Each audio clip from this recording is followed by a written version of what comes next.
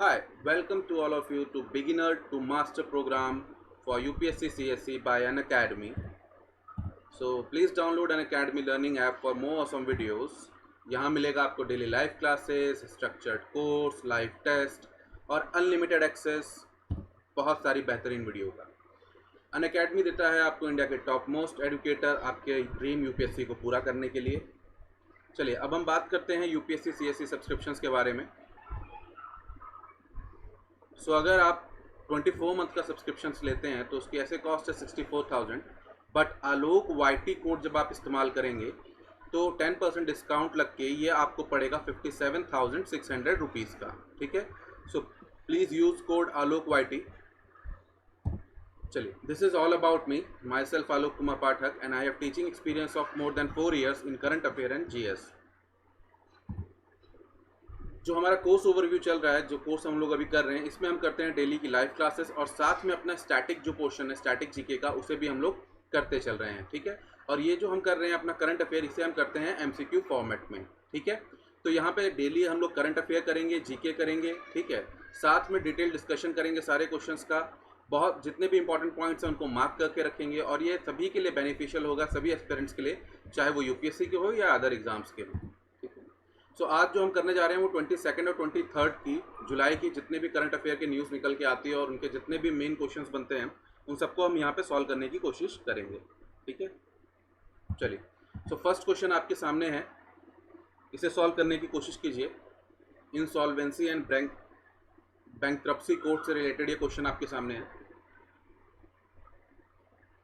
देखिए, हमारा यहाँ मोटिव ये है कि जितना भी करंट अफेयर होता है, ठीक है, उस दिन का, उसके आसपास का, उसे हम लोग एमसीक्यू फॉर्मेट में इस तरीके से करते हैं कि जितने भी मेन पॉइंटर्स होते हैं जो आपको याद रखने होते हैं यूपीएससी के लिए, ठीक है, उन सभी को हम यहाँ पे पहले से ही कवर करके चलते हैं कि उसमें किस तरीके से ऑप्शंस में चेंज डाला जाएगा, किस तरीके से क्या किया जाएगा।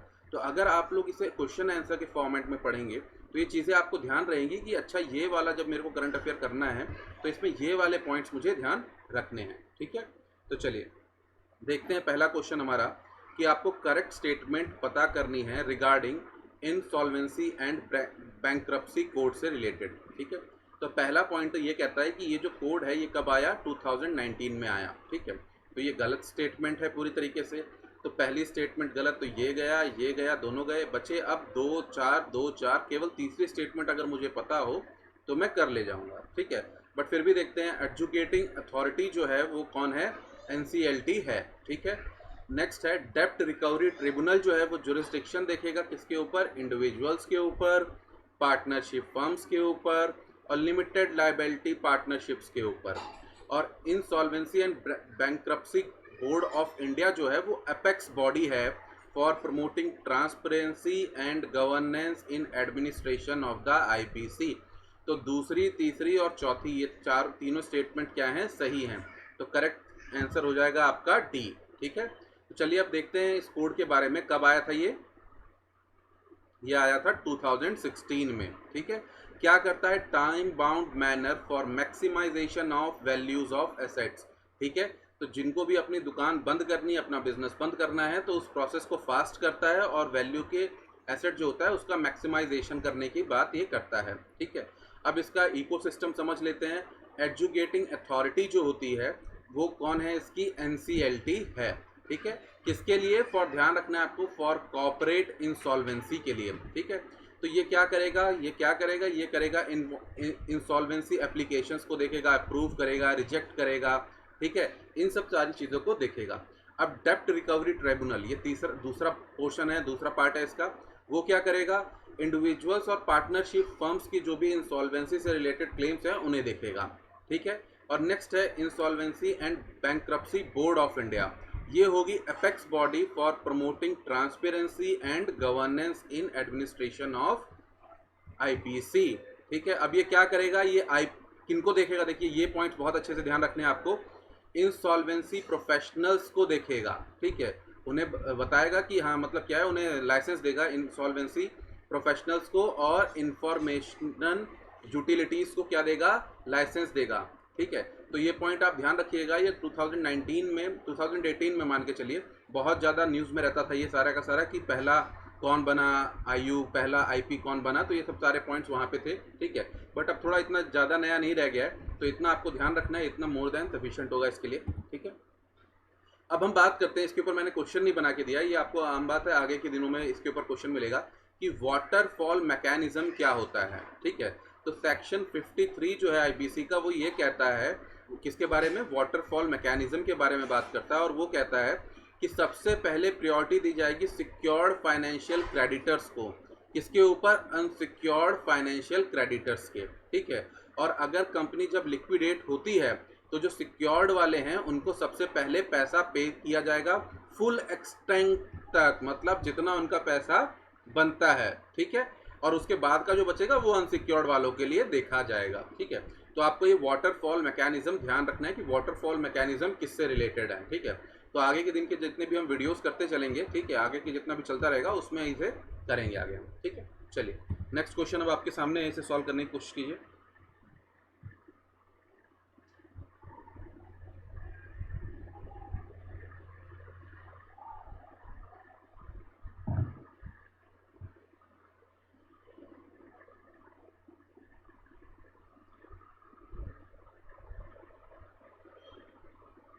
चलिए,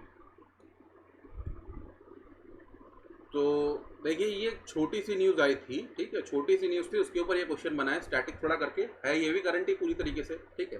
तो चलिए देखते हैं क्या है क्वेश्चन। अटल इनोवेशन मिशन के बारे में क्वेश्चन पूछा गया है, करेक्ट स्टेटमेंट पूछी गई है। तो पहला पॉइंट है, अटल इनोवेशन मिशन जो है वो मिनिस्ट्री ऑफ एचआरडी के अंडर आता है, ये गलत है, नीति के अंडर आता है। नेक्स्ट है, अटल न्यू इंडिया चैलेंज जो है वो इकोसिस्टम बिल्ड करता है इनोवेशंस के लिए स्कूल लेवल तक, तो ये भी गलत स्टेटमेंट है। तो राइट स्टेटमेंट कौन सी बची फिर आपके पास, third. Applied research and innovation arise, ये काफ़ी बार पहले भी बहुत ज़्यादा इंपॉर्टेंट रहा है हमेशा से, ये किस लिए है, stimulating innovation in MSME industry. और हमें अभी रिसेंटली पता है कि एमएसएमई जो है उसमें क्या कर दिया गया है, उसका पूरा का पूरा वो चेंज कर दिया गया है वेरिएबल, कि कितना उनका इन्वेस्टमेंट चाहिए और कितना टर्नओवर होना चाहिए। इन दो चीज़ों के हिसाब से एक एमएसएमई डिसाइड होती है कि वो माइक्रो, स्मॉल या मीडियम एंटरप्राइज होगा, ठीक है। तो ये क्वेश्चन हमारा हो गया, ठीक है। देखते हैं, अटल इनोवेशन मिशन किसके अंदर है, नीति आयोग के अंडर है। एक अम्ब्रेला स्कीम है जिसमें इनोवेशन इकोसिस्टम को डेवलप करने की बात की जाती है, ठीक है। और इसमें क्या है, एक सेतु चीज़ है, इसे भी ध्यान रखिएगा, ठीक है। सेतु बनाया गया है, ठीक है, एंटरप्रेन्योरशिप को डेवलप करने के लिए, ठीक है, ताकि उन्हें मेंटर किया जा सके कि वो आगे चल के सक्सेसफुल एंटरप्रेन्योर्स बन सके, जो भी इनोवेटर्स हैं, ठीक है। अब जो न्यूज़ थी कि कोल इंडिया लिमिटेड जो है एम के साथ मिलकर क्या करेगी, इकोसिस्टम डेवलप करने के लिए इनिशिएटिव्स का काम करेगी, ठीक है। अब देखिए इसके अलग अलग प्रोग्राम चलते हैं अलग अलग लेवल पे, ये आपको पता होना चाहिए। अटल टिंकरिंग लैब जो है वो स्कूल लेवल पे है। अटल इंक्यूबेशन सेंटर जो है वो इंस्टीट्यूशनल लेवल पे है, दिल्ली में खोला गया था ये। अटल कम्युनिटी इनोवेशन सेंटर जो है ये टीयर 2 और टीयर 3 सिटीज़ के लिए है और रूरल एरियाज़ के लिए खोला गया है। नेक्स्ट है अटल न्यू इंडिया चैलेंज, जो हमने क्वेश्चन में डाला था, ध्यान रखिएगा ये इंडस्ट्री लेवल तक है। और एराइज जो है वो किसके लिए है, एमएसएमई इंडस्ट्रीज़ के लिए। ये सारे बहुत ज़्यादा इंपॉर्टेंट पॉइंट्स हैं, ठीक है, किसी भी तरीके से आपसे पूछे जा सकते हैं। एमएसएमई इस बार बहुत ज़्यादा न्यूज़ में रही है, ठीक है, तो उसका स्टैटिक ना पूछ के इन सबको पूछे जाने के चांसेस कई बार ज़्यादा होते हैं, ठीक है। और इसमें सबसे ज़्यादा आपका क्या रहा, अराइज वाला, ठीक है। चलिए नेक्स्ट क्वेश्चन आपके सामने, इसे सॉल्व कीजिए।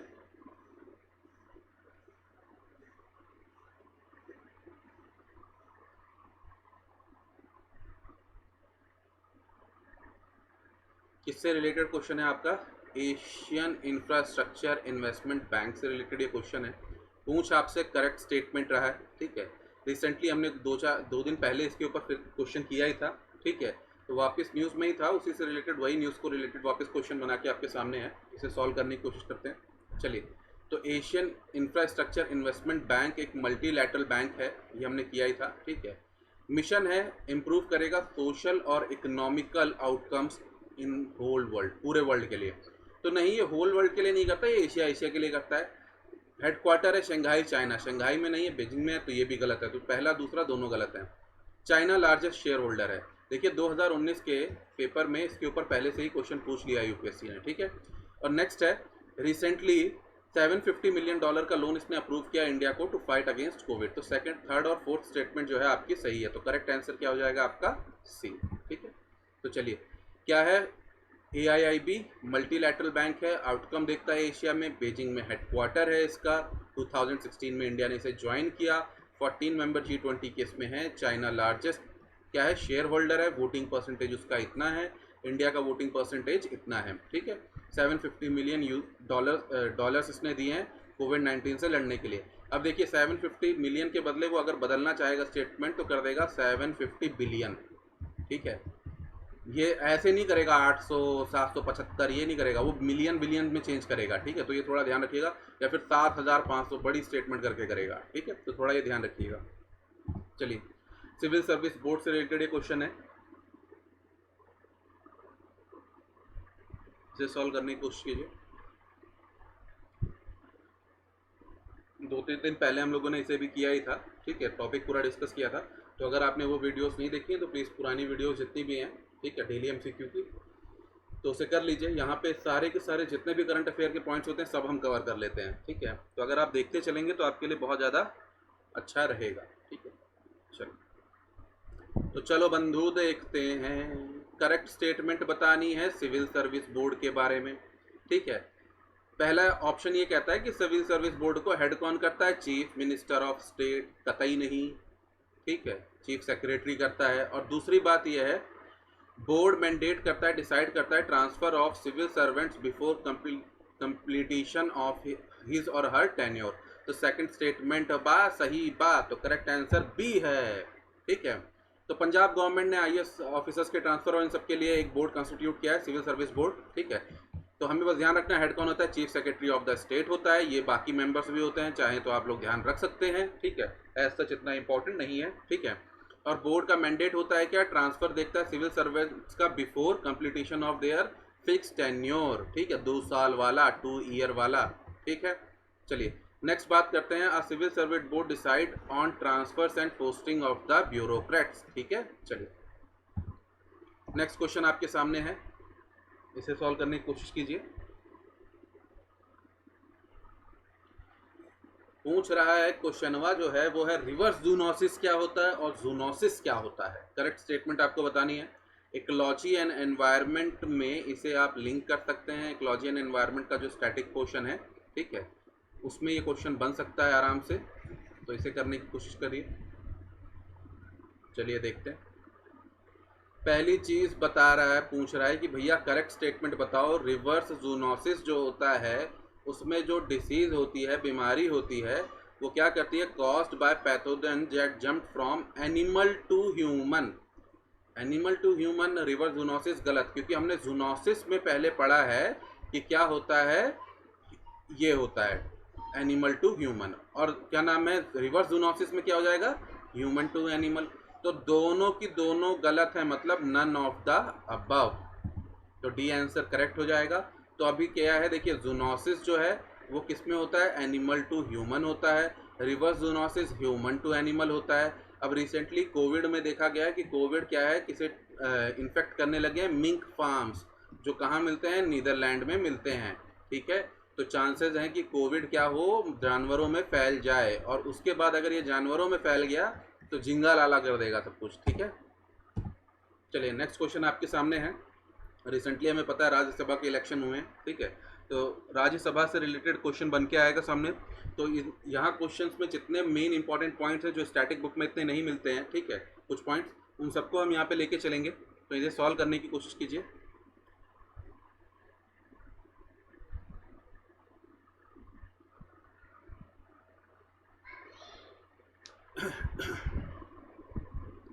तो चलिए पहला देखना है हमें, करेक्ट स्टेटमेंट बतानी है किससे रिलेटेड? राज्यसभा इलेक्शन से रिलेटेड। पहला पॉइंट है, ये कहता है all UTs elect members to Rajya Sabha, तो ये गलत है, एकदम गलत, बिल्कुल अच्छी बात नहीं है, ठीक है। सेकंड ऑप्शन कहता है only elected member of state legislative assembly can vote in Rajya Sabha election, only elected member, हाँ ठीक है, ये तो सही है। नेक्स्ट है vacancies that arise due to resignation, death और disqualification are filled up through by poll after which those elected serve as full 6 year term. देखिए पूरी स्टेटमेंट आपको पढ़नी होती है यूपीएससी में, ध्यान रखिएगा। 6 ईयर टर्म फुल टर्म के लिए नहीं होता, जो बची हुई टर्म होती है उसके लिए होता है। तो तीसरा भी गलत है, केवल सही आंसर है द्वि, मतलब ए। चलिए नेक्स्ट क्वेश्चन आपके सामने, इसे सॉल्व करने की कोशिश कीजिए। तो इससे ही राज्यसभा इलेक्शन से रिलेटेड है, ठीक है।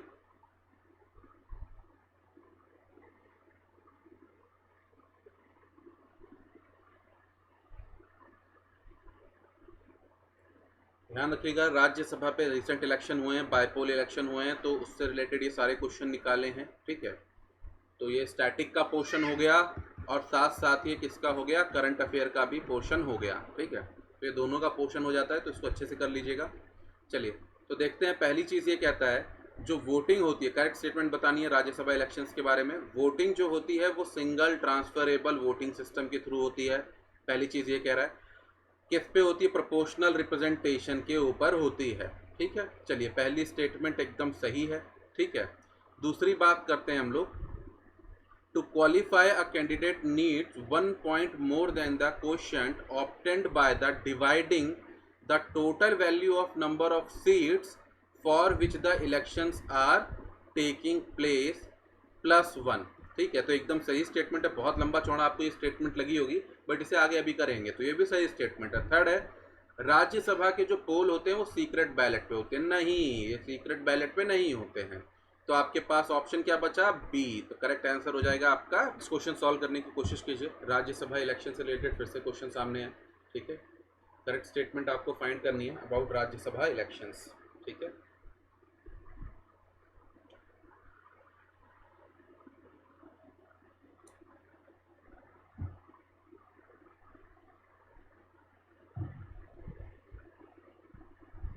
चलिए तो पहली स्टेटमेंट ये कहता है, पहली स्टेटमेंट कहती है, तो वो बोलता है, चलिए तो क्वेश्चन बोलता है कि करेक्ट स्टेटमेंट फाइंड कीजिए राज्यसभा इलेक्शन से रिलेटेड। नोटा जो है वो राज्यसभा इलेक्शंस में अप्लाई नहीं होता है, ठीक है। तो करेक्ट स्टेटमेंट है नोटा नहीं अप्लाई होता है। और not voting to the party candidate will attract disqualification under anti defection law, ये गलत स्टेटमेंट है। थर्ड है, a member can vote in Rajya Sabha election even before the taking the oath as a legislator, तो ये भी करेक्ट स्टेटमेंट है। तो आपका सही आंसर क्या जाएगा, 1 और 3, ठीक है। चलिए नेक्स्ट क्वेश्चन आपके सामने है, secret ballot also known as, secret ballot बहुत ज़्यादा न्यूज़ में चल रहा है हमारा, ठीक है। तो आपको ये जवाब देना है इसका कि सीक्रेट बैलेट को क्या कहा जाता है। अब ये स्टैटिक बुक में आपको देखने को नहीं मिलेगा, ठीक है। ये आपको क्या मिलेगा, करंट अफेयर में ही ऐसे देखने को कहीं मिलता है, ठीक है। चलिए क्या कहते हैं सीक्रेट बैलेट को, इसे कहा जाता है और अमेरिकन बैलेट कहा जाता है, ऑस्ट्रेलियन बैलेट कहा जाता है, ब्रिटिश बैलेट, इंडियन बैलेट, क्या कहा जाता है सीक्रेट बैलेट को, तो सीक्रेट बैलेट को कहा जाता है ऑस्ट्रेलियन बैलेट, ठीक है। अब देखिए ये पूरा का पूरा न्यूज़ थी जो आई थी आपकी, how are the Rajya Sabha poll different, कैसे डिफरेंट है। तो ये सारे पॉइंट्स जितने भी थे, ये सारे पॉइंट्स हमने जो हैं वो सब पूरे यहाँ पे मार्क कर रखे हैं। दिल्ली और पौंडीचेरी केवल इलेक्शन में भाग लेती हैं एज अ यूटी में, ठीक है। और सारे के जितने पॉइंट्स हैं वो इस सब में पूरे के पूरे मैंने मार्क कर दिए, ठीक है। तो इसी से ही रिलेटेड ये सारा क्वेश्चन बनाया गया था, ठीक है। जितने क्वेश्चन थे सब इसी न्यूज़ आर्टिकल से बनाए गए थे, ठीक है। चलिए नेक्स्ट जो सीक्रेट बैलेट की बात कर रहे थे उसी पे ही सुप्रीम कोर्ट ने कहा है कि सीक्रेसी ऑफ बैलेट जो है वो की है for the free and fair election, supreme court ने ऐसा कहा। तो इसे आप जीएस पेपर 2 में इस्तेमाल कर सकते हैं, मेंस के आंसर राइटिंग में, इस जजमेंट को, ठीक है। और आप अगर चाहें तो ये वाला जो एग्जाम्पल है, एग्जाम्पल भी दे सकते हैं, जिला पंचायत ऑफ द पंचायत अध्यक्षा इन उत्तर प्रदेश 2018 अध्यक्षा, ठीक है। तो ये वाले का आप कोट कर सकते हैं, जिसमें क्या कहा था उन्होंने, सीक्रेट बैलेट जो है उसे खत्म करने की बात कर रहे थे, ठीक है। तो इस तरीके के आप कोट कर सकते हैं अपने पेपर में भी, ठीक है। चलिए तो अब हम बात करते हैं पूरे के पूरे बारे में, इलेक्शंस के बारे में। हमें मालूम है रिसेंटली अभी बाईपोल इलेक्शंस हुए हैं राज्यसभा के, केवल 2 यूटीज़ में भाग, ओनली यूटीज़ जो हैं इलेक्ट कर, ओनली 2 यूटीज़ जो हैं वो इलेक्ट करती हैं राज्यसभा में, सभी नहीं करती हैं। तो ये पहला ऑप्शन था उसमें, ठीक है। और इलेक्शन तभी होगा जब कैंडिडेट्स जो हैं वो एक्सीड हो जाएंगे वैकेंसीज से, ठीक है। इंडिपेंडेंट मेंबर जो होते हैं वो भी इलेक्ट हो सकते हैं, ठीक है। हर थर्ड एमपी जो होता है राज्यसभा में, ठीक है, वो रिटायर कर जाता है आफ्टर 2 ईयर्स, ठीक है। नेक्स्ट है इलेक्टेड मेंबर जो है स्टेट लेजिस्लेटिव के, वही केवल वोट करते हैं राज्यसभा इलेक्शन में।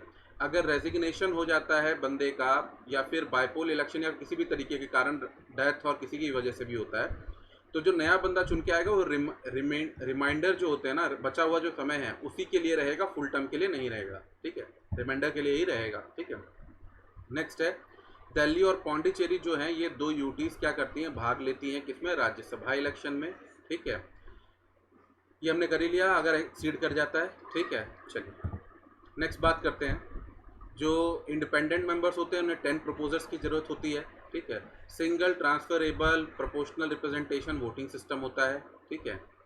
सिंगल ट्रांसफरेबल वोटिंग में क्या करता है, कोई भी बंदा कितने भी कैंडिडेट्स को 1 2 3 करके अपना प्रेफरेंस दे सकता है। नेक्स्ट बात करते हैं, जो फर्स्ट प्रेफरेंस होता है, ठीक है, उसके लिए कितनी दी गई है वैल्यू, 100 वैल्यू दी गई है। अब देखिए ये वाला पॉइंट था, इसे हम एग्जाम्पल के तौर पर भी करेंगे, सब न्यूज़पेपर में दिया था।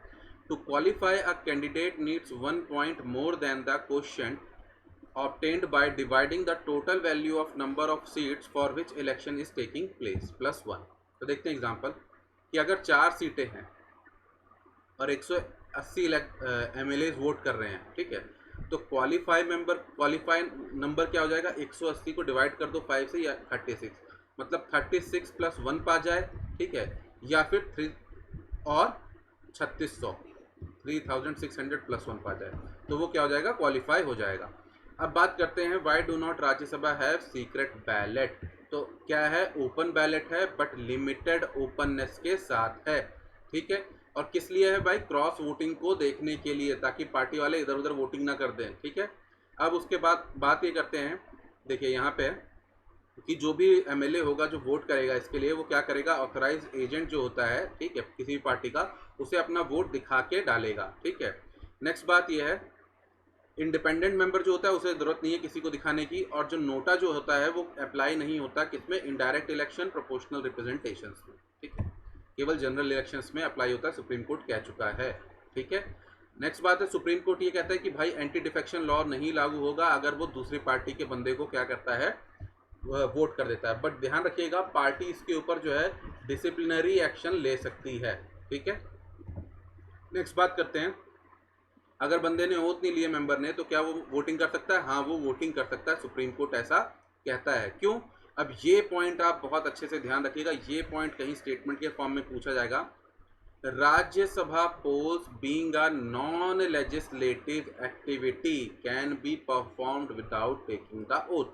तो ये क्या है, एक नॉन लेजिस्लेटिव एक्टिविटी है, ठीक है।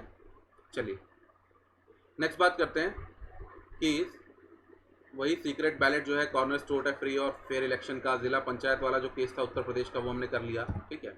नेक्स्ट बात करते हैं, सीक्रेट बैलेट को क्या कहा जाता है, ऑस्ट्रेलियन बैलेट भी कहा जाता है, ठीक है।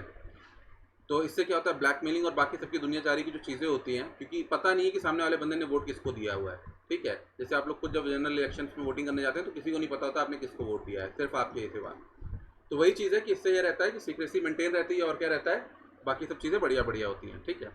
चलिए नेक्स्ट देखते हैं, देखिए सेक्शन 94 जो है, ये इंपॉर्टेंट ध्यान रखना है आपको, of representation of people act जो है, वो किसके बारे में बात करता है, सीक्रेट बैलेट के बारे में बात करता है, ये बात आप ध्यान रखिएगा सेक्रेसी। चलिए अब नेक्स्ट क्वेश्चन सॉल्व करने की कोशिश करते हैं, राजीव कल्याण रोजगार अभियान बाय गवर्नमेंट ऑफ इंडिया, ठीक है, इसको सॉल्व करने की कोशिश कीजिए।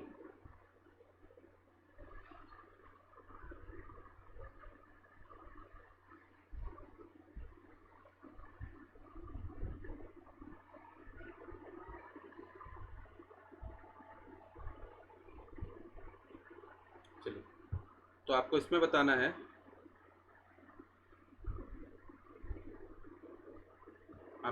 इसमें इनकरेक्ट ऑप्शन अबाउट गरीब कल्याण रोजगार अभियान से रिलेटेड। तो पहला ऑप्शन है स्किल बेस्ड है, एम्प्लॉयमेंट स्कीम है, कोविड-19 के कारण जो लॉकडाउन में माइग्रेंट वर्कर फंसे, 125 दिन का वर्क डे प्रोग्राम है और 50,000 करोड़ का इनिशिएटिव है, ठीक है, ये भी स्टेटमेंट सही है, ठीक है। फिर उसके बाद नेक्स्ट है, ये 6 स्टेट्स में लॉन्च किया गया है, और इसे लॉन्च किया गया है, इसे कहाँ से, झारखंड से। तो ये तीनों स्टेटमेंट सही है, गलत स्टेटमेंट केवल 4th है, तो करेक्ट आंसर हो जाएगा ए इसका, ठीक है। सो प्रधानमंत्री जी ने लॉन्च किया है माइग्रेंट वर्कर्स के लिए गरीब Kalyan Yojana, correct answer A. Migrant worker, covid lockdown states 125 days, 50,000 crore का इनिशिएटिव, 6 स्टेट्स में लॉन्च किया गया, 116 डिस्ट्रिक्ट में इनके, यूपी, एमपी, झारखंड, उड़ीसा, राजस्थान और बिहार, ठीक है। चलिए नेक्स्ट क्वेश्चन अब आपके सामने है।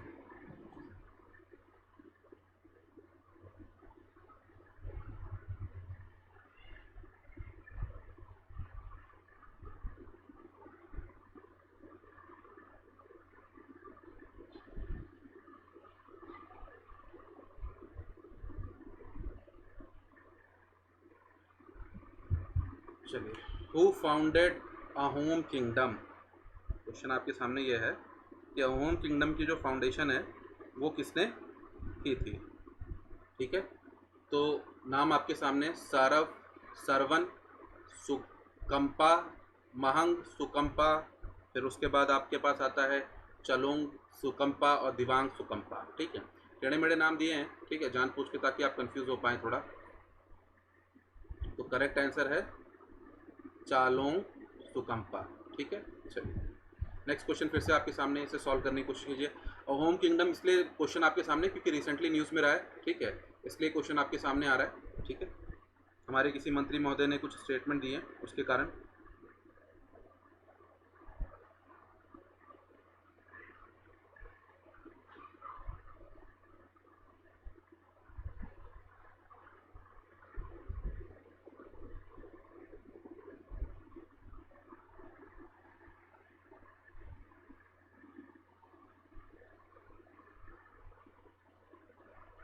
चलिए,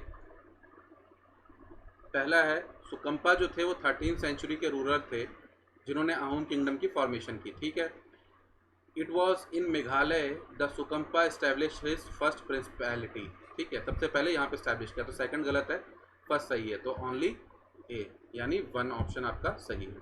तो ठीक है, आसाम के सीएम ने अभी कहा है, ठीक है, नहीं, उन्होंने अरेस्ट करने का ऑर्डर दिया है पॉलिटिकल कमेंटर को, जिसने कहा चोलंग सुकंपा कहते एक चाइनीज इन्वेडर थे। ठीक है, तो कौन थे ये? सुकंपा 13th सेंचुरी के रूलर थे जिन्होंने अहोम किंगडम स्टैब्लिश किया। कहाँ पे? आसाम में। ठीक है, तो ब्रह्मपुत्र वैली जो है आसाम में, ठीक है, वहाँ पे ये पूरा का पूरा इन्होंने बैठाया था अपना सिस्टम। कहाँ से आए थे? मालूंग जो है चाइना, वहाँ से आए थे ये 1215 एडी में। ठीक है, और इन्होंने अपने आप को कहाँ सेटअप किया? देखिए, चेरादियो असम में। ठीक है, फर्स्ट अपनी प्रिंसिपैलिटी यहाँ पे सेटअप की।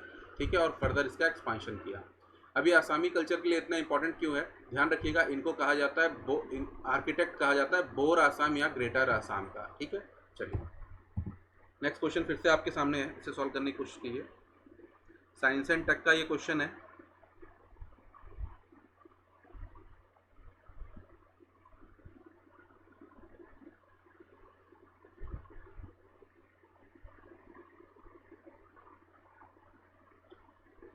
चलिए,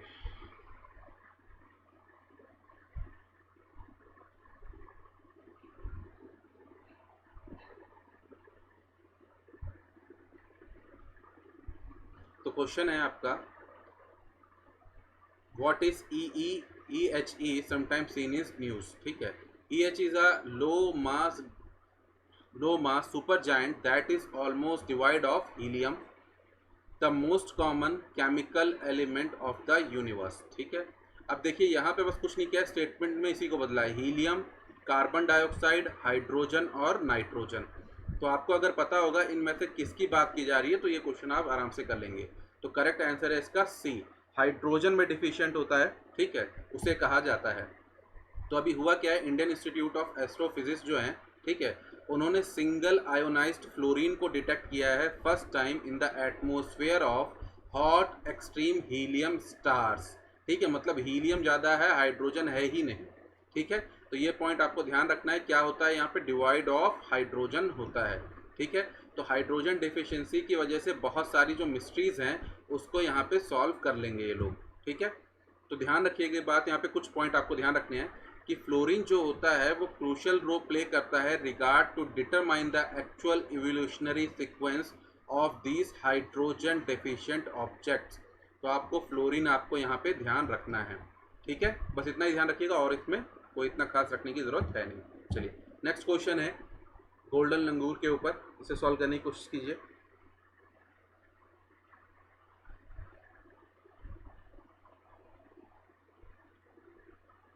करेक्ट स्टेटमेंट आपको बतानी है।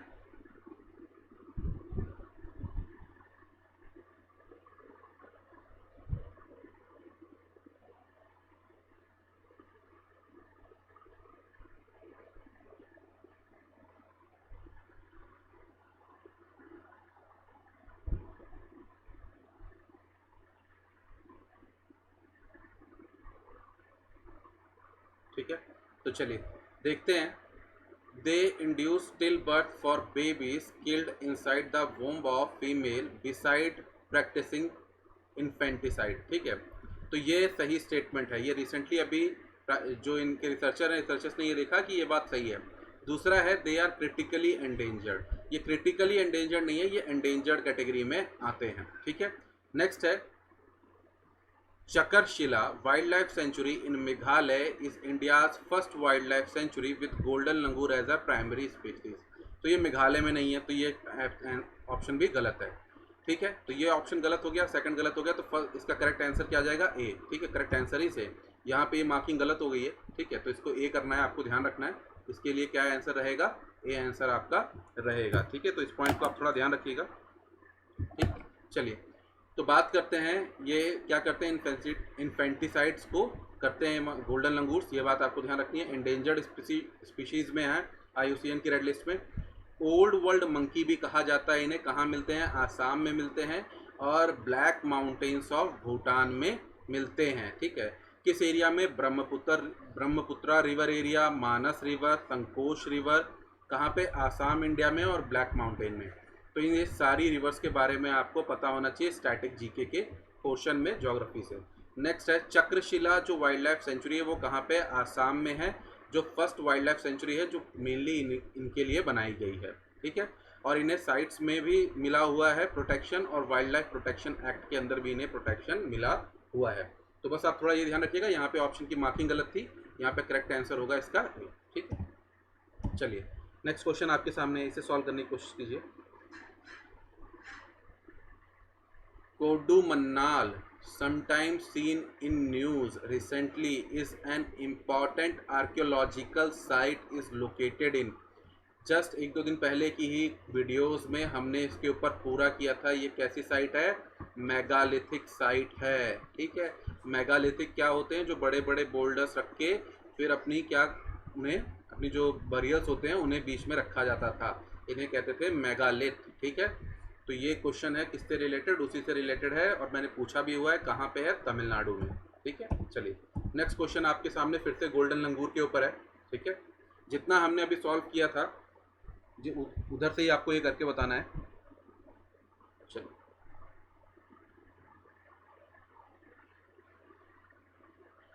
करेक्ट स्टेटमेंट आपको निकालनी है गोल्डन लंगूर के बारे में। ठीक है,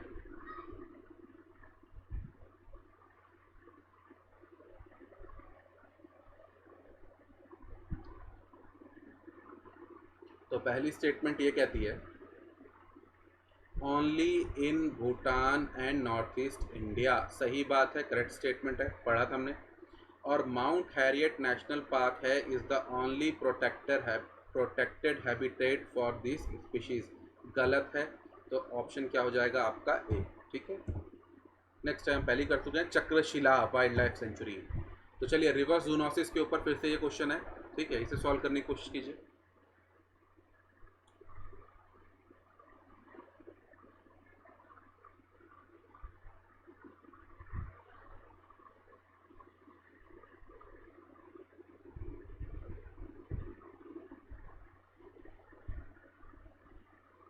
तो इसमें ये कह रहा है कि consider the following statement with respect to the reverse zoonosis. ठीक है, तो इसमें ये कह रहा है कि disease caused by pathogens is transmitted from animals to human. तो हमने ये कहा था ये क्या है? जूनोसिस है, ना कि रिवर्स जूनोसिस है। और साइंटिस्ट ने क्लेम किया है कि concept possible only in theory है, नो सच एविडेंस देखने को मिल रहे हैं, बट मिलने को दिख रहे हैं। तो ये स्टेटमेंट गलत हो जाएगी, ये भी और ये भी, तो नाइदर वन और टू। ठीक है, डी स्टेटमेंट। चलिए नेक्स्ट क्वेश्चन सॉल्व करने कीजिए। इसे हम लोगों ने 4-5 दिन पहले न्यूज़ में किया था। ठीक है, climate change over Indian reason, assessment of climate change over Indian reason. देखिए यहाँ पे हम लोग रिवीजन साथ साथ करते चलेंगे ताकि आपका बेस इतना मजबूत बन जाए कि करंट अफेयर के क्वेश्चंस आप कहीं से भी आएँ आप उसे आराम से कर सकें। ठीक है, कोई भी एक पॉइंट आपका छूटे नहीं। ठीक है,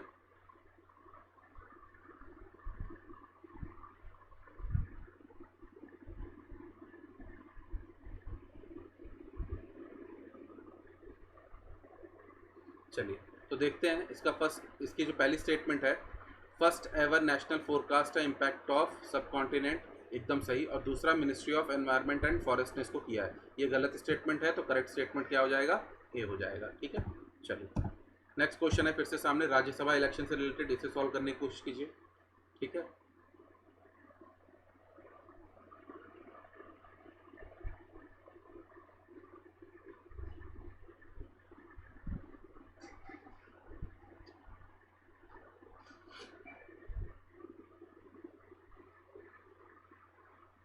तो चलिए देखते हैं। पहली स्टेटमेंट कहता है 1/3 of member of parliament in Rajya Sabha retires every 2 year. ये तो सही स्टेटमेंट है बंधु। Voting is done by single transferable as election held on principle of proportional representation. ये भी सही है। ठीक है, as Rajya Sabha is council of state there is no representation from UTs. नहीं, 2 यूटीज का है, तो थर्ड स्टेटमेंट गलत है। तो ये 3 ऑप्शन गए, तो ए और ए ऑप्शन आपका सही हो जाएगा। ठीक है, चलिए फिर से ये राज्यसभा इलेक्शंस के ऊपर ही है, क्योंकि राज्यसभा इलेक्शन ही केवल 2 दिन से न्यूज़ में है, तो उसी से रिलेटेड ही सारे क्वेश्चन आपके सामने हैं। ठीक है, इसे सॉल्व करने की कोशिश कीजिए। अब चलिए, तो जितने मेन इंपॉर्टेंट पॉइंट थे पूरे आर्टिकल में से, वो सारे क्वेश्चंस के फॉर्मेट में मैंने आपको दे दिए हैं। ठीक है, तो इन सभी को अच्छे से ध्यान रखिएगा।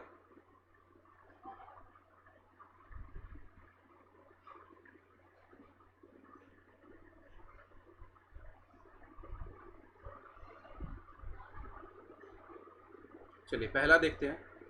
Polling in Rajya Sabha, correct statement बतानी, held only if the number of candidate exceed the number of vacancies. सही स्टेटमेंट है। Electors in the Rajya Sabha election can vote any number of candidates in order of their preference. सही है। Rajya Sabha poll have a system of open ballot. ये तो सही है। Provision of anti defection law are applicable to the. ये गलत statement हमने पहले क्वेश्चन में किया था, तो ये भी गलत है। A state assembly legislator need to take an oath. Oath नहीं लेने की जरूरत है, तो ये भी गलत है। तो ए ऑप्शन आपका करेक्ट आ जाएगा, 1 और 2। ठीक है, चलिए 21 सामने इसे सॉल्व करने की कोशिश कीजिए। प्रधानमंत्री गरीब कल्याण रोजगार अभियान से रिलेटेड।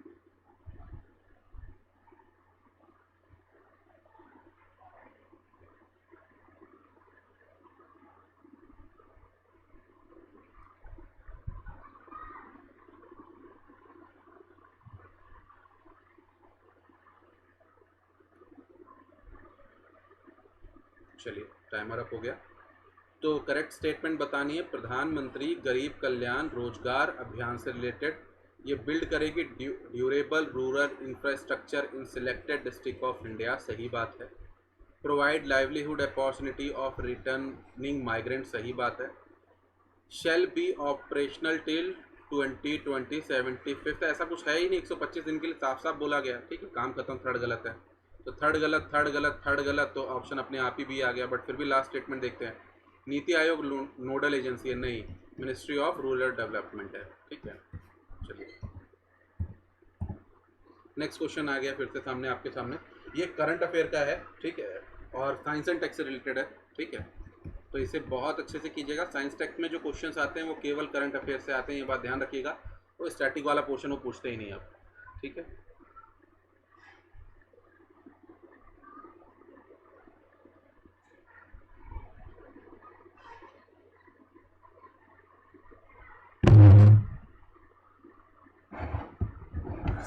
चलिए तो देखते हैं। पहला ऑप्शन ये कहता है कि ओपन स्टार क्लस्टर्स जो होते हैं are system of stars bound by gravity in which stars are born from same molecular cloud. ठीक है, तो हाँ भैया तुम सही स्टेटमेंट हो। नेक्स्ट है ARIES, astronomers of Aryabhatta research institute observational science, an autonomous science institute under Department of Science and Technology, Government of India have found that stars of varied ages can coexist in open cluster। तो ये recently research में आया है, पता चला है। Correct statement है, correct statement है।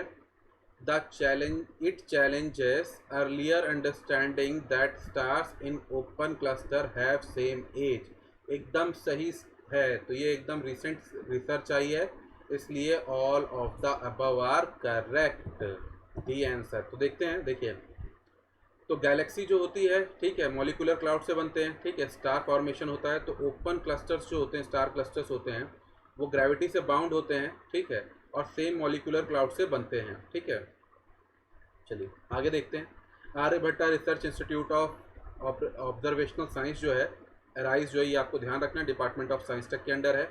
इसने क्या कहा है कि इसमें इसने सर्च पाया है कि जो क्लस्टर है, ओपन क्लस्टर्स है, यहाँ पे अलग अलग एज के उन्हें क्या मिले हैं, प्लैनेट्स और स्टार्स मिले हैं, सॉरी, ठीक है।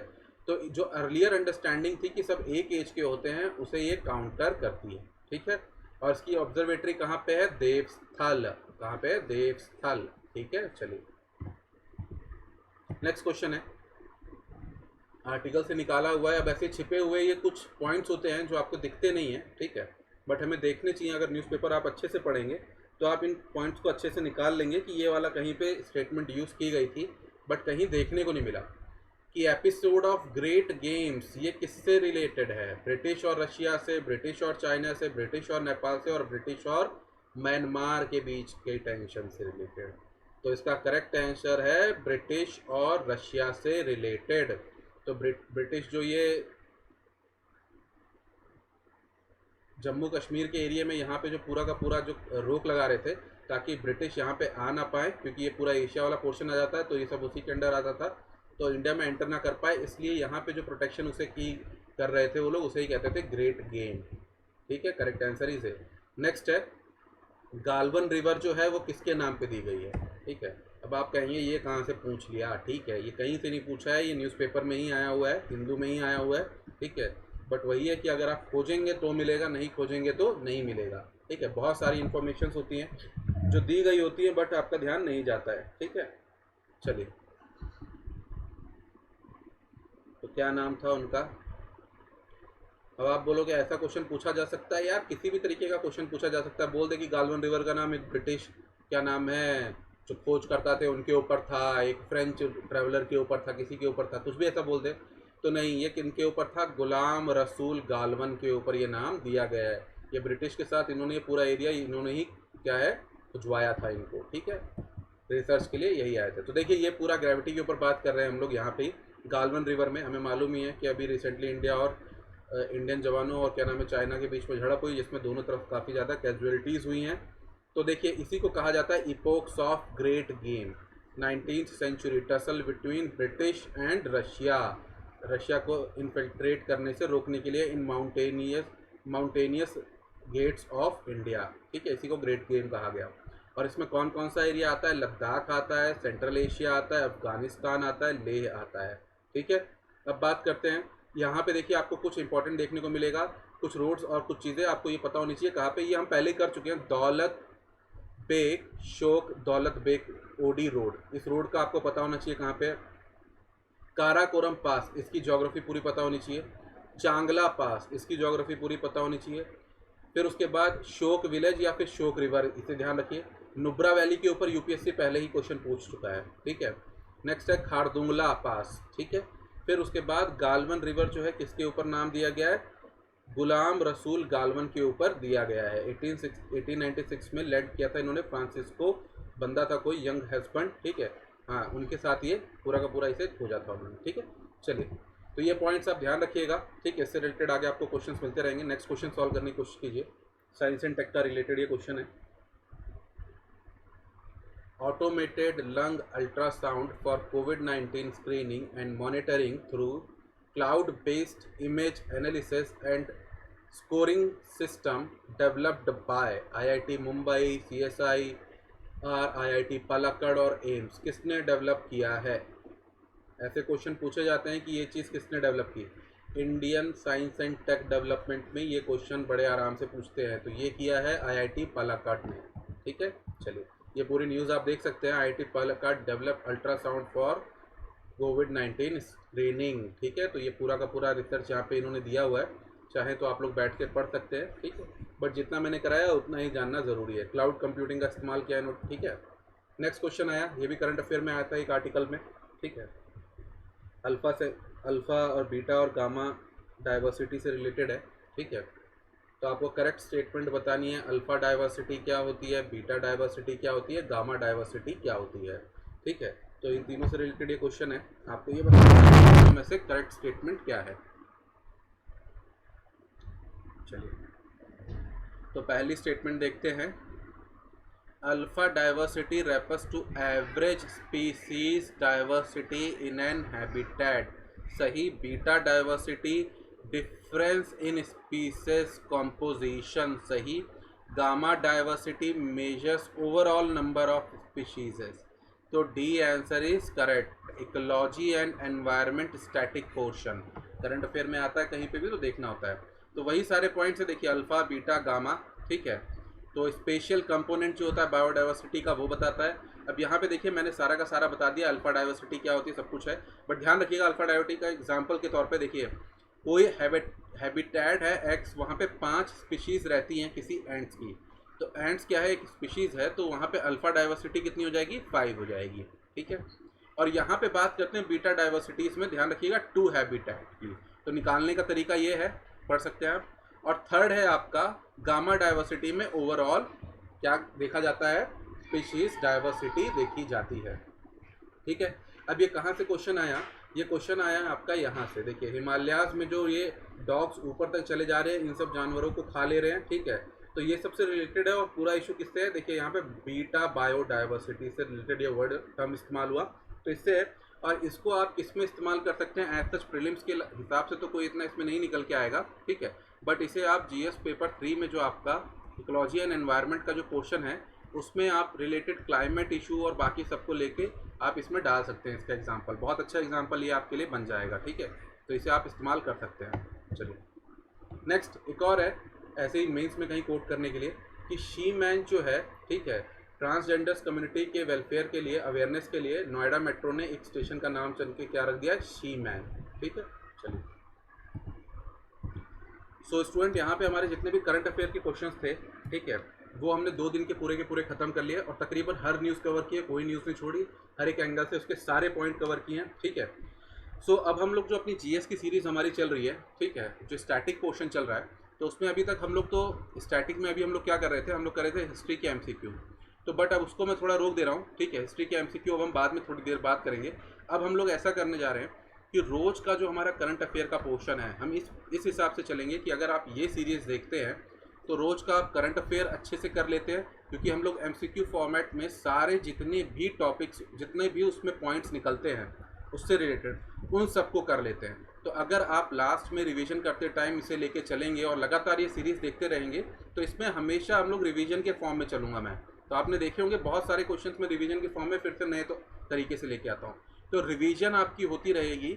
और यहाँ पे ध्यान रखिएगा सब जितने भी सोर्स है, हिंदू, इंडियन एक्सप्रेस, आपका डाउन टू अर्थ, फिर उसके बाद आपका जितना भी और अदर सोर्सेज जितने भी आते हैं, कहीं रिसर्च आती है, कुछ भी आती है, तो वो सारे सोर्सेज मैं इनमें कवर करता हूँ अपनी जितनी भी वीडियोस आती है मेरी ये, ठीक है। अब इसके साथ साथ हम इसमें ये चलेगा कि मैं साथ साथ में अब जीएस भी आपको कराता चलूँगा, ठीक है। कि अगर आप रोज़ ये वीडियोस देख रहे हैं तो हम इस टारगेट बेस पे चलेंगे कि करंट और प्लस जीएस हमारा एग्ज़ाम के लिए प्रिपेयर होता चले, ठीक है। तो ये स्टूडेंट हम लोग करेंगे और आज से हम लोग स्टार्ट करेंगे इंडियन पॉलिटी एंड कॉन्स्टिट्यूशन की सीरीज़ अपनी, ठीक है। तो अभी हम थोड़ी बात करते हैं इंडियन पॉलिटी एंड कॉन्स्टिट्यूशन हम लोग को किस तरीके से पढ़ना है, कि पॉलिटी हमें किस तरीके से अपने एग्ज़ाम के लिए तैयार करनी है, ठीक है।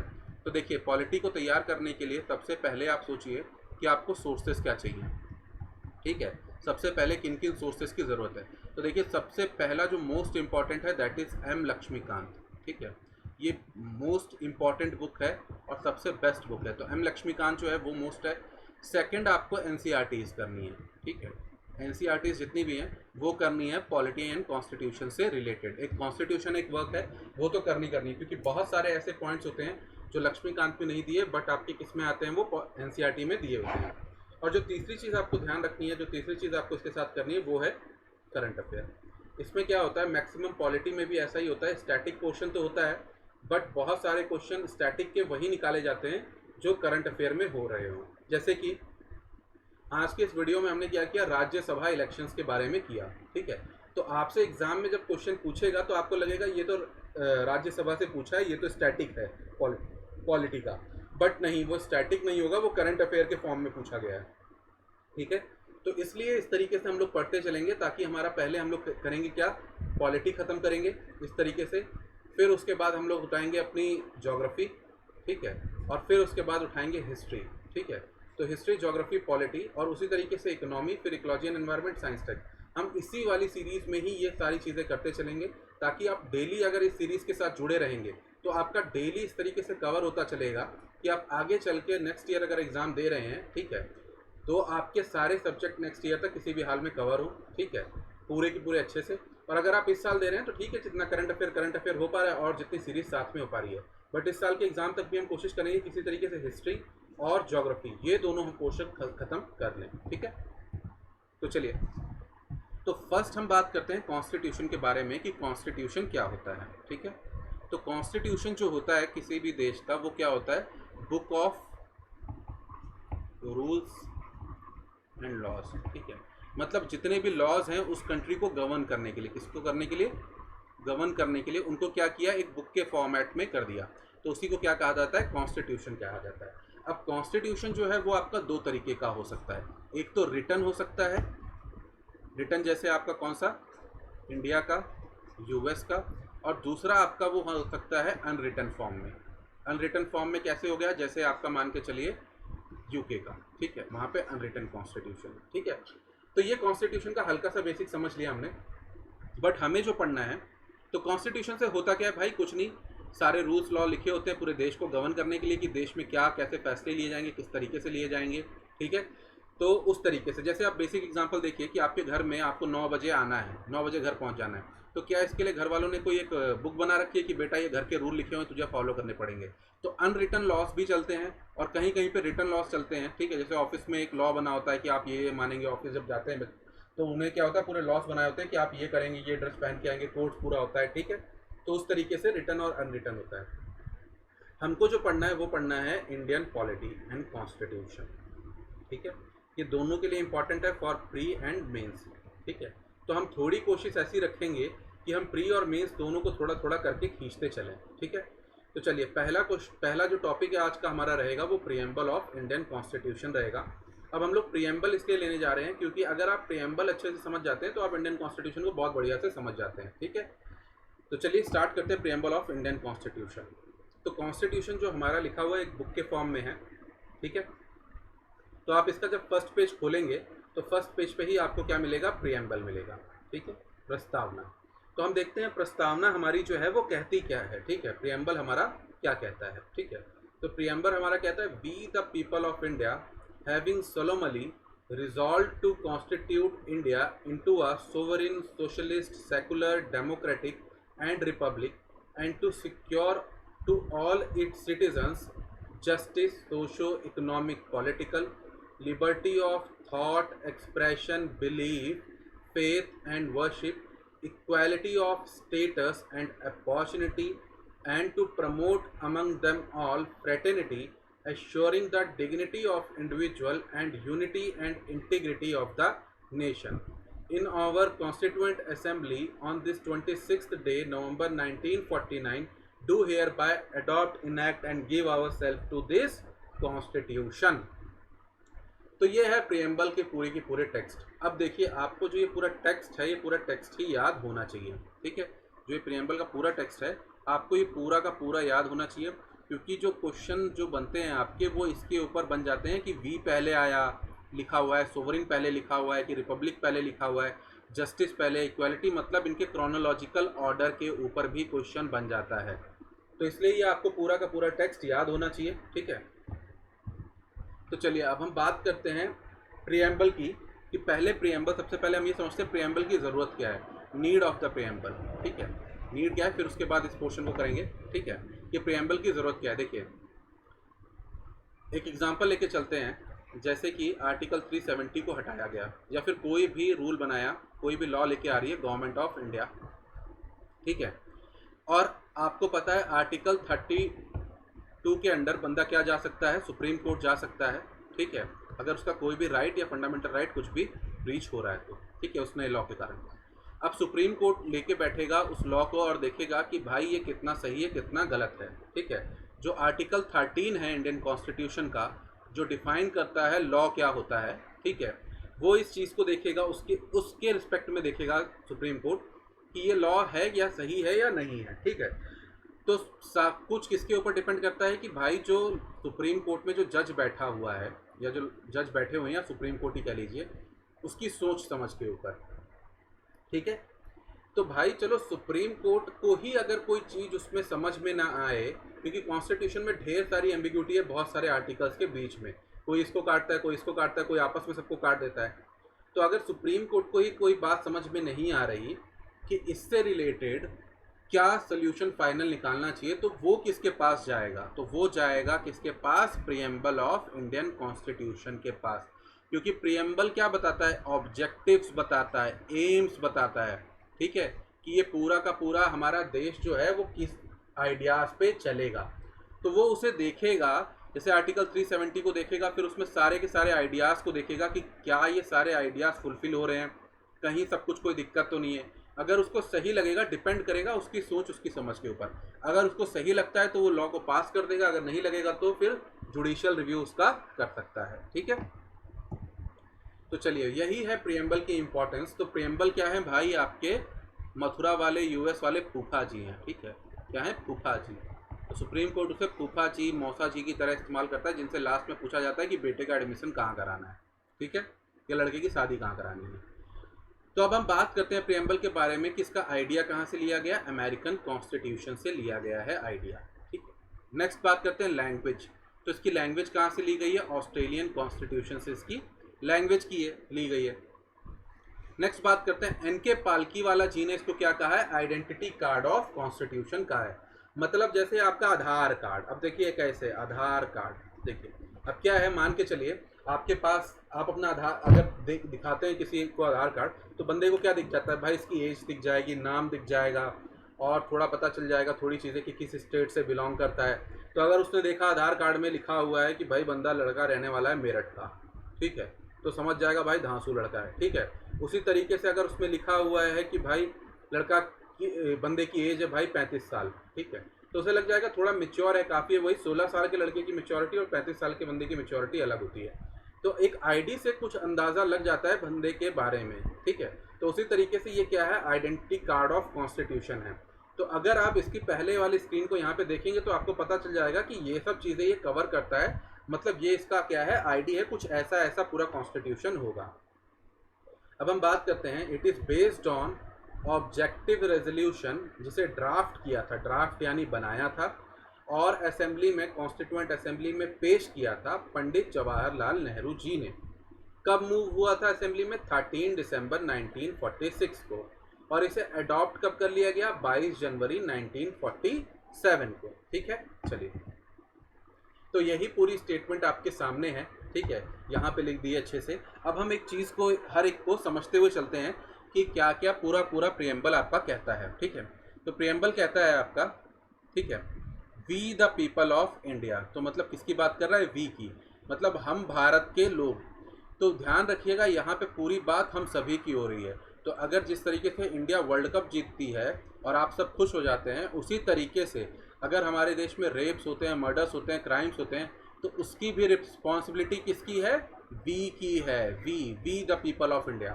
तो जब तक हम लोग वी नहीं बनेंगे तब तक हम लोग एक बेहतरीन कंट्री नहीं बनेंगे, ठीक है।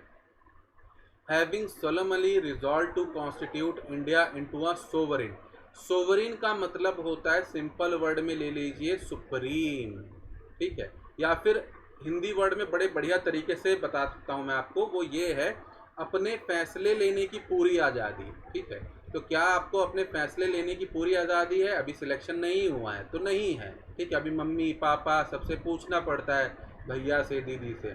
बट एक बार जब सिलेक्शन हो जाएगा तब आप किसी से नहीं पूछेंगे कि मेरे को वहाँ जाना है, वहाँ जाना है। आप अपने फैसले लेने की पूरी तरीके से आज़ादी हो जाएगी, ठीक है। वो अलग बात है, सीनियर के सामने आज़ादी नहीं होगी, बट एक तरीके से कह सकते हैं अपने फैसले लेने की पूरी आज़ादी। तो अपने फैसले लेने की आज़ादी किसके पास होती है? जो सुप्रीम होता है, जो किसी के अंडर नहीं होता है, उसे ही कहते हैं सोवरेन। Next, socialist. अब सोशलिस्ट का मतलब सिंपल भाषा में समझिए, डिस्ट्रीब्यूशन ऑफ वेल्थ। क्या? डिस्ट्रीब्यूशन ऑफ वेल्थ, बड़ा सिंपल सा समझिए, डिस्ट्रीब्यूशन ऑफ वेल्थ। नेक्स्ट है सेक्युलर। सेक्युलर वर्ड का मतलब ये है, देखिए, सेक्युलर अपने आप में एक पॉजिटिव कॉन्सेप्ट है, ठीक है, बट इंडिया ने इस पॉजिटिव कॉन्सेप्ट का एक और पॉजिटिव कॉन्सेप्ट निकाला। देखिए, सेक्युलर वर्ड का मतलब है किसी भी धर्म को ना मानना। बट इंडिया ने ये कहा कि ऐसा तो पॉसिबल नहीं, क्योंकि गांधी जी भी ऐसा कहते थे कि भाई पॉसिबल ही नहीं है कि आप रिलीजन को पॉलिटिक्स से अलग कर लें। ठीक है, इंडिया के केस में तो बिल्कुल पॉसिबल नहीं है। तो इंडिया ने जो सेकुलरिज्म अपनाया वो ये अपनाया कि ठीक है हम सभी रिलीजन को मानेंगे, मान्यता हम सभी को देंगे, बट हम किसी में डिफ्रेंशिएट नहीं करेंगे या फिर किसी को फेवर नहीं करेंगे। तो इंडिया ने इसका सेकुलरिज्म का पॉजिटिव कॉन्सेप्ट अपनाया। ठीक है, नेक्स्ट है डेमोक्रेटिक। डेमोक्रेटिक का मतलब government for the people, to the people, by the people, मतलब लोग वोट करेंगे और अपनी सरकार खुद चुनेंगे। ठीक है, नेक्स्ट कीवर्ड आता है हमारा रिपब्लिक। ठीक है, तो अब हम रिपब्लिक को समझते हैं। तो रिपब्लिक को समझने के लिए आप ऐसे ध्यान रखिए कि रिपब्लिक को कैसे याद रखेंगे।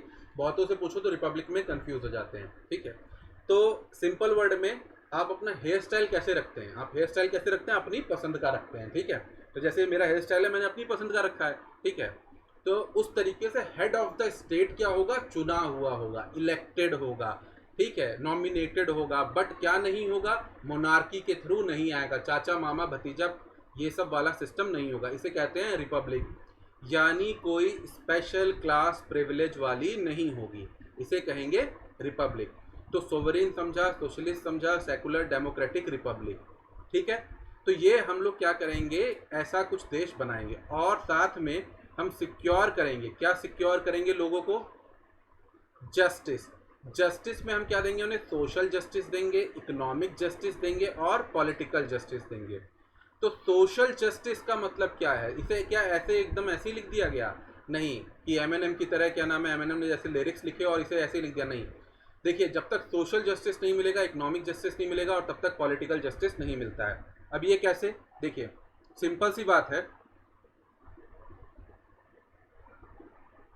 देखिए, इसका मतलब ये है कि मान के चलिए एक एग्जांपल देख के चलते हैं। सबसे पहले एग्जांपल ले लेते हैं वुमेन का ही।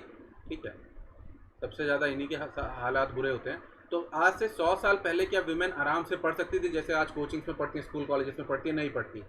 ठीक है, क्या उन्हें नौकरी करने की और बाकी सब चीज़ों की आज़ादी थी, नहीं थी। तो उन्हें क्या था, यहाँ पे फील आपको इक्वालिटी की आएगी, बट बात जस्टिस की हो रही। तो उन्हें सोशल क्या नहीं मिला हुआ था, सोशल में, सोसाइटी में बराबरी नहीं मिली हुई थी। ठीक है, इक्वालिटी नहीं मिली हुई थी।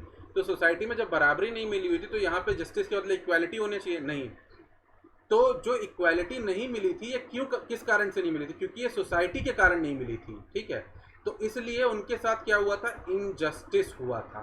तो इस इनजस्टिस के बदले हम क्या देंगे, उन्हें जस्टिस देंगे। ठीक है, जब वो सोसाइटी में उन्हें जस्टिस मिल जाएगा, सोसाइटी में उन्हें लोग मानने लगेंगे कि आप पढ़ सकते हैं, काम कर सकते हैं, तब उन्हें इकोनॉमिक जस्टिस मिल जाएगा अपने आप ही। ठीक है, और जब इकोनॉमिक जस्टिस मिल जाएगा, पैसा खुद का होगा, तो पैसा बोलता है, तो पॉलिटिकल जस्टिस अपने आप ही मिल जाएगा। ठीक है, सेम इसी तरीके से ट्रांसजेंडर्स के इशू को लेके चलते हैं। ठीक है, तो उन्हें कहीं पे भी नौकरी नहीं करने दिया जाता, कुछ नहीं करने दिया जाता, आप लोगों ने देखा होगा। ठीक है, तो इस तरीके से जब तक उन्हें नौकरी और बाकी सब चीज़ों में नहीं किया जाएगा, मतलब आगे नहीं लेके आएंगे, उनके और अवेयरनेस नहीं फैलाई जाएगी, तो इसलिए आपने देखा शी मैन और बाकी सब इनिशिएटिव चलते रहते हैं।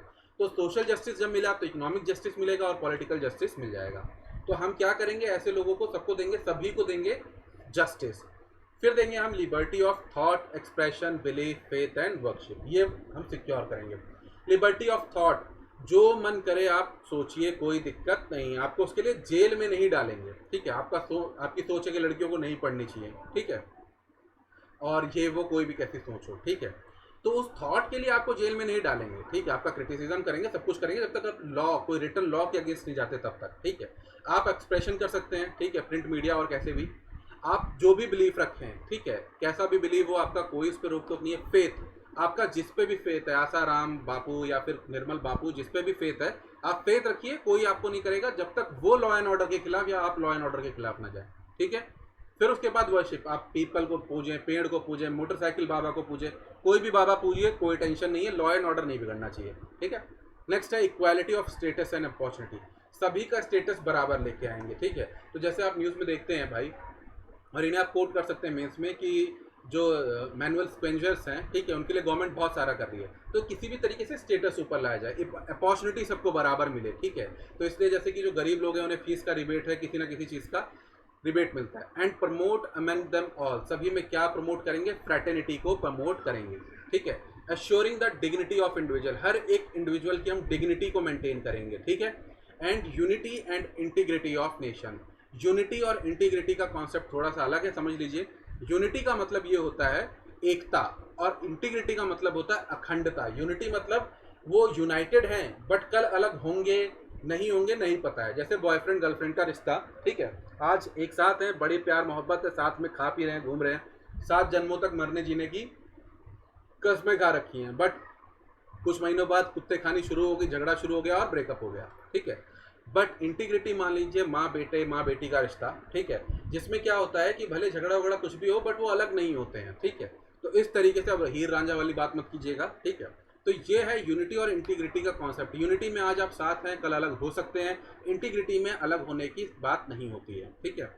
सो in our constituent assembly this 26 day of November 1949, तो इस 26 नवंबर 1949 को हम अडॉप्ट कर रहे हैं, कॉन्स्टिट्यूशन को इनैक्ट कर रहे हैं और अपने आप को खुद इस कॉन्स्टिट्यूशन को दे दे रहे हैं। मतलब मान के चलिए पहले कॉन्स्टिट्यूशन यहाँ पे था, हम यहाँ पे थे, बट हमने अपने आप को इस कॉन्स्टिट्यूशन को दे दिया, ठीक है।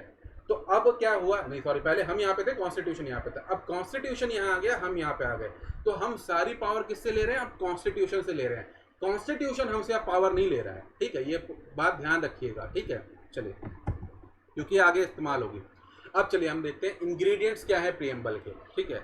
तो सबसे पहली बात करते हैं सोर्स ऑफ अथॉरिटी क्या है कॉन्स्टिट्यूशन की, तो that is people of India. Next है नेचर क्या होगा इंडियन सोसाइटी की, प्रीएम्बल जो बताता है, सोवरिन होगा, सोशलिस्ट होगा, सेकुलर होगा, डेमोक्रेटिक होगा, रिपब्लिक होगा।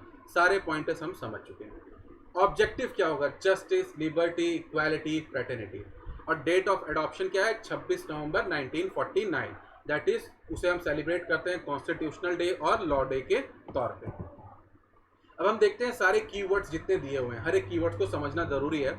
तो सोवरिन का मतलब हम पहले ही जानते हैं, सुप्रीम, कोई अथॉरिटी उसके ऊपर ना हो, अब पूरे अपने कंडक्ट जो भी हैं वो अपने इंटरनल एक्सटर्नल अपने मन से कर सके, ठीक है, तो उसे कहते हैं सोवरिन। नेक्स्ट बात करते हैं सोशलिस्ट। तो सोशलिस्ट वर्ड ऐड किया गया था 42nd अमेंडमेंट 1976 के through. Directive principle of state policies में जो है राज्य के नीति निर्देशक तत्व, वहां पे ये चीजें देखने को मिल सकती हैं, ठीक है।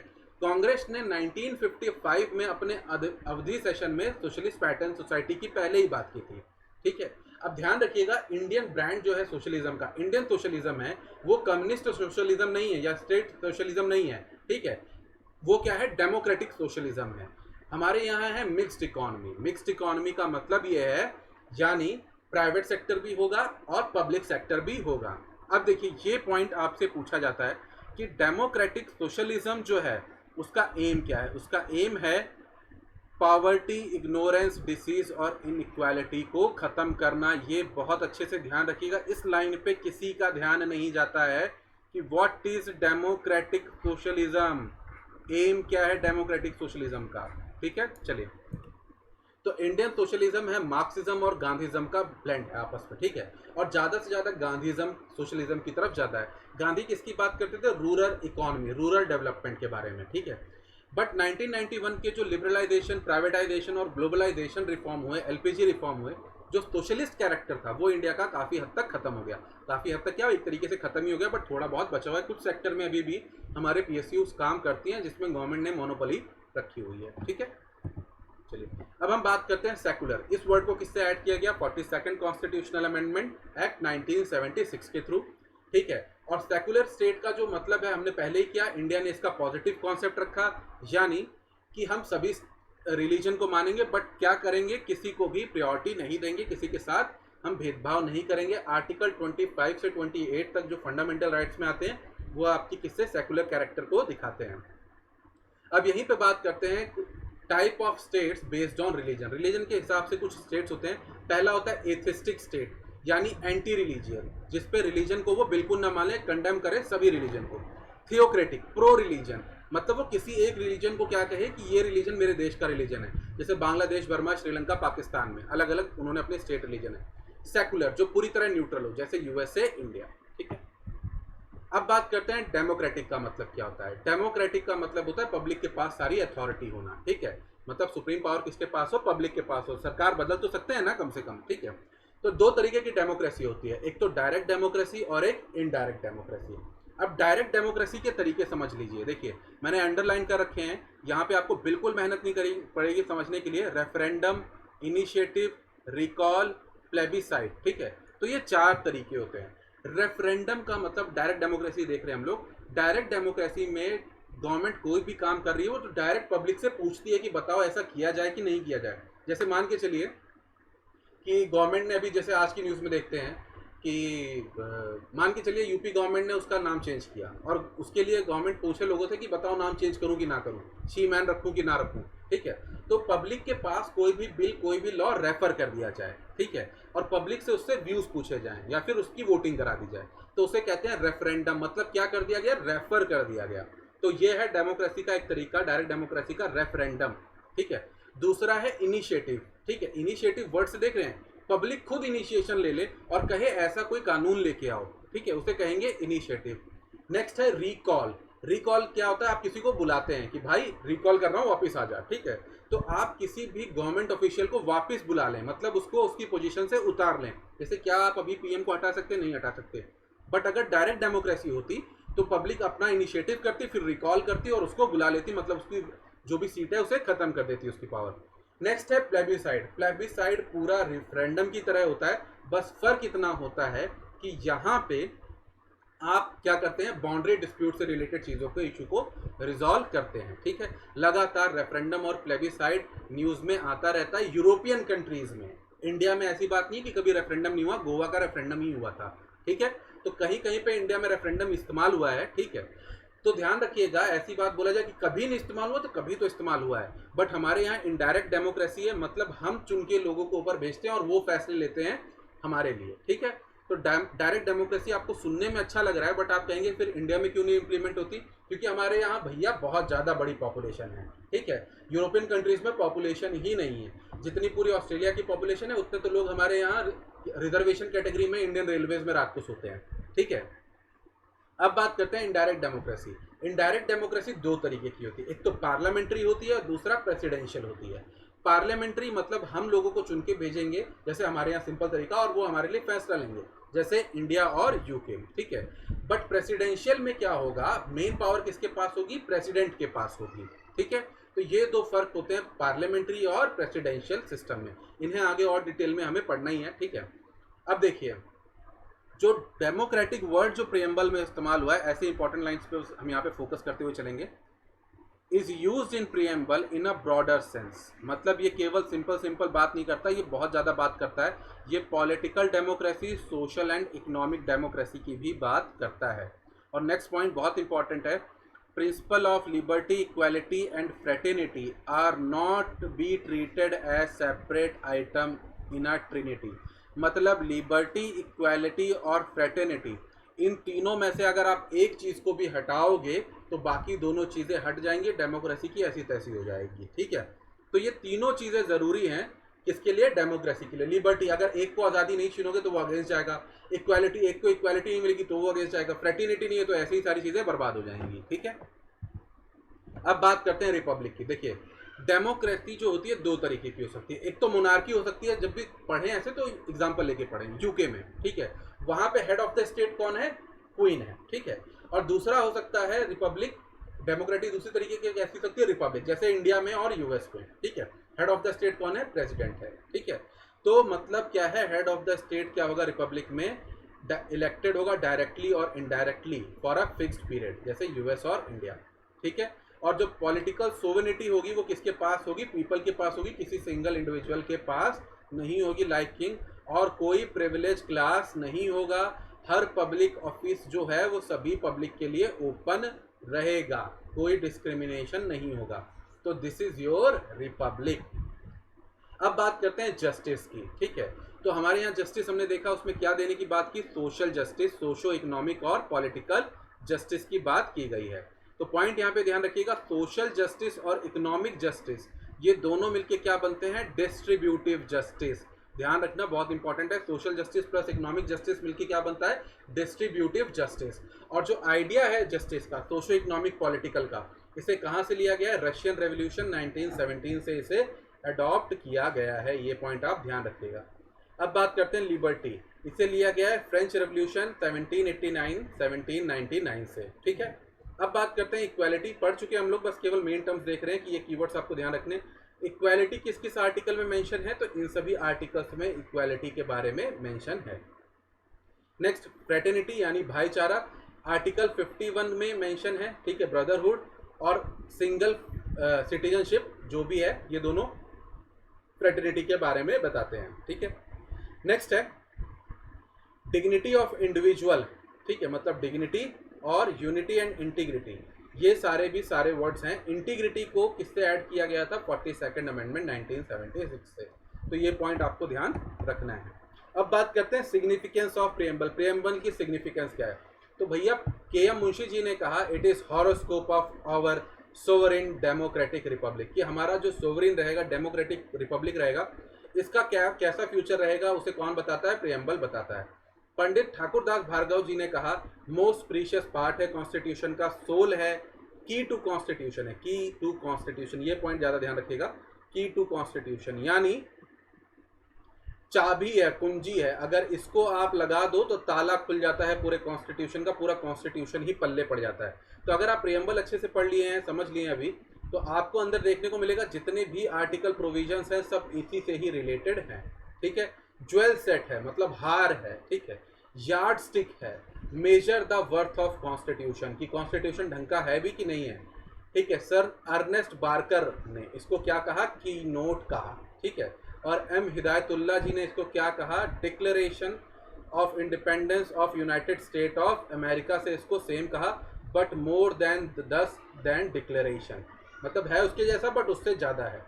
अब बात करते हैं क्या प्रियम्बल पार्ट है कॉन्स्टिट्यूशन का। तो देखिए जब पूरा कॉन्स्टिट्यूशन बन गया उसके बाद प्रियम्बल एक सुंदर सा लिखा गया और फिर कॉन्स्टिट्यूशन के ऊपर उसको चिपका दिया गया। तो इससे रिलेटेड ये बात सामने आई कि देखिए अब आप समझिए यहाँ पे पूरा कॉन्सेप्ट। प्रियम्बल क्या बताता है? एम बताता है, ऑब्जेक्टिव बताता है, ठीक है। तो अगर मैं एम और ऑब्जेक्टिव में कल लिख देता हूँ कि ऑर्थोडॉक्स स्टेट बनेगा ये, ठीक है, मिलिट्री स्टेट बनेगा, ठीक है, यहाँ पे किसी को भी घूमने की आज़ादी नहीं होगी 8 बजे के बाद या फिर ये कुछ भी, ठीक है। तो ये अगर प्रियम्बल में लिख दिया तो अंदर आर्टिकल्स में चेंज किया जा सकता है, ठीक है। तो इसलिए अगर प्रियम्बल में अमेंडमेंट करना है तो सबसे पहले ये जानना होगा क्या वो कॉन्स्टिट्यूशन का पार्ट है कि नहीं है। अगर जब पार्ट माना जाएगा तभी तो उसमें अमेंडमेंट कर पाएंगे, ठीक है। तो इसके लिए पूरी जद्दोजहद शुरू हुई और जिसमें बेरूबारी यूनियन केस 1960 में सुप्रीम कोर्ट ने कहा preamble is not part of a constitution, ठीक है। फिर आगे बात गई मोस्ट जो जजमेंट है सबसे प्यारी, केशवानंद भारती केस 1973, उसमें कहा preamble is part of constitution. ध्यान रखिएगा सुप्रीम कोर्ट अपनी खुद की जजमेंट को बदल सकता है, ठीक है। नेक्स्ट है फिर से LIC केस इंडिया 1995 और यहाँ पे भी उसने कहा इंटीग्रल पार्ट ऑफ कॉन्स्टिट्यूशन है प्रियम्बल। तो जब पार्ट डिसाइड हो गया तो उसमें हम क्या कर सकते हैं? अमेंडमेंट डिसाइड कर सकते हैं। अमेंडमेंट कर सकते हैं तो एम बदल जाएंगे तो आर्टिकल्स में बदलाव लाया जा सकता है। अब कुछ नोट देखते हैं। प्रियम्बल ना तो सोर्स है लेजिस्लेचर के लिए, सोर्स ऑफ पावर है, और ना ही प्रोहिबिशन लगाता है उसके ऊपर, यानी किसी तरीके की उसके ऊपर बाउंडेशन भी नहीं लगाता है। ध्यान रखिएगा नॉन जस्टिसिएबल है, नॉन जस्टिसिएबल कि ये इसके लिए आप कोर्ट नहीं जा सकते हैं। तो अगर फ्रेटर्निटी लगा हुआ है, लिखा हुआ है, तो इसका मतलब ये नहीं कि आप कोर्ट चले जाएं सुप्रीम कोर्ट और बोल दें कि ये लड़का मुझसे दोस्ती नहीं कर रहा है, लड़की मुझसे दोस्ती नहीं कर रही, मुझसे दोस्ती करोगे टाइप। क्यों? क्योंकि प्रियम्बल इज नॉन जस्टिसिएबल, ठीक है, या फिर ये मुझसे बात नहीं कर रहा, इस तरीके की बात, ठीक है, तो कोर्ट में एनफोर्सेबल नहीं है। अब बात करते हैं अमेंडमेंट कब कब हुआ है। अमेंडमेंट हो सकता है। और केशवानंद भारती केस 1973 के थ्रू क्या डाला गया? बेसिक स्ट्रक्चर ऑफ कॉन्स्टिट्यूशन डाला। तो सुप्रीम कोर्ट ने कहा कि भैया देखो कुछ है जो बेसिक स्ट्रक्चर है, बेसिक स्ट्रक्चर है मतलब उसमें बदलाव जो है वो नहीं किए जा सकते। क्या नहीं किए जा सकते? बदलाव नहीं किए जा सकते। ध्यान रखिएगा ये सिंपल स्टेटमेंट ऐसी पूछी जाए तो ठीक है, बट अगर एक कॉन्स्टिट्यूशनल एक्सपर्ट UPSC एस्पायरेंट के तौर पे पूछा जाए तो क्या बेसिक स्ट्रक्चर में चेंज हो सकता है? तो यस, बेसिक स्ट्रक्चर में चेंज हो सकता है, बेसिक स्ट्रक्चर को मजबूत करने के लिए, एनफोर्स करने के लिए, और ज़्यादा ताकतवर बनाने के लिए। समझ में आई बात? बट ये डिसाइड कौन करेगा बंधु कि बेसिक स्ट्रक्चर मजबूत हो रहा है कि कमजोर हो रहा है? तो ई को करेगा सुप्रीम कोर्ट, सर्वोच्च न्यायालय, ठीक है। और लास्ट पॉइंट 42nd अमेंडमेंट 1976 के थ्रू 3 पॉइंट ऐड किए गए, सोशलिस्ट, सेक्युलर और इंटीग्रिटी, ठीक है। So this is my WhatsApp number, आप मुझे व्हाट्सअप कर सकते हैं किसी भी तरीके की क्वेरी की और बाकी किसी प्रॉब्लम से related. This is my relaxant study Telegram channel, यहाँ पे इस चैनल को ज्वाइन कर लीजिए for PDF and other initiatives. This is my code Alok YT, आप इसे यूज़ कर सकते हैं for getting 10% discount on Unacademy subscriptions. So thank you, best of luck, take care. किसी भी तरीके का इशू हो तो बताइएगा और बी सेफ फ्रॉम कोविड